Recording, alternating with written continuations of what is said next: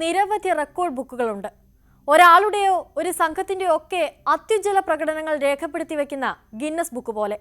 എന്നാൽ അതിലുമുണ്ട് വ്യാജന്മാർ.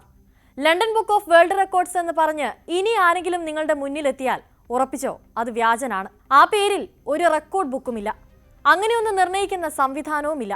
കഴിഞ്ഞ ദിവസം ബംഗളൂരുവിൽ കർണാടക മുഖ്യമന്ത്രി സിദ്ധരാമയ്യ നടത്തിയ ഒരു പ്രഖ്യാപനത്തിന് പിന്നാലെ ഫാക്ട് ചെക്കർമാർ തേടി ചെന്നപ്പോഴാണ് ലണ്ടൻ ബുക്ക് ഓഫ് റെക്കോർഡ്സിന് എത്രമാത്രം തട്ടിപ്പാണെന്ന് വ്യക്തമായത്. കർണാടക സർക്കാരിന്റെ ശക്തി സ്കീമും കർണാടക സ്റ്റേറ്റ് റോഡ് ട്രാൻസ്പോർട്ട് കോർപ്പറേഷനും ലണ്ടൻ ബുക്ക് ഓഫ് റെക്കോർഡ്സിൽ കയറിയെന്നായിരുന്നു സിദ്ധരാമയ്യയുടെ അവകാശവാദം. അത് സംബന്ധിച്ച സർട്ടിഫിക്കറ്റും സിദ്ധരാമയ്യ ഹാജരാക്കി. എന്നാൽ പിന്നാലെ പോയ ഫാക്ട് ചെക്കർമാർ കർണാടക മുഖ്യമന്ത്രിയെ പൊളിച്ചടുക്കി.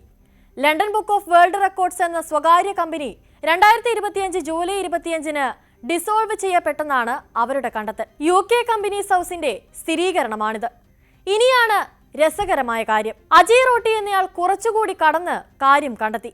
ലണ്ടൻ ബുക്ക് ഓഫ് വേൾഡ് റെക്കോർഡ്സിന്റെ ഇന്റർനാഷണൽ ചെയർമാന്റെ വിലാസം ഇന്ത്യയിലാണെന്നത്. പൂനെയിലെ വിജയനഗർ സ്വദേശിയായ അവിനാഷ് ധനഞ്ജയുടെ പേരാണ് രേഖകളിൽ കാണിച്ചിരിക്കുന്നത്. എന്തായാലും സിദ്ധരാമയ്യയുടെ അവകാശവാദം ലോകത്തെ വലിയൊരു കള്ളമാണ് പൊളിച്ചിരിക്കുന്നത്.